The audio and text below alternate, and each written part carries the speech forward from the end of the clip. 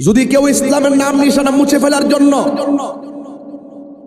নবী পাকের মুহাব্বতের আলোচনাকে বন্ধ করে দেওয়ার জন্য তোমার উপরে চলে আসে, তখন তুমি তার বিরুদ্ধে জিহাদ করো। তোমার সাথে আদর্শের মিল না হলে তুমি তাকে মেরে ফেলবা, এটার কথা বলা হয় না। রাসূল কোন কাফেরদের সঙ্গে আগে যুদ্ধের মাঠে নামে নাই। কাফেররা যখন রাসূলুল্লাহর বিরুদ্ধে উপেনে গোপনে ষড়যন্ত্র মেতে উঠেছে, আল্লাহ বলছেন, ইয়া রাসূলুল্লাহ, আপনি রাজপথে নেমে যান। কাফেররা রাসূলুল্লাহকে যন্ত্রণা দিয়েছে, আল্লাহ বলছেন, বন্ধু মক্কা থেকে মদিনায় চলে যান। এটাকে কি বলে? কথাখানা কি বলে?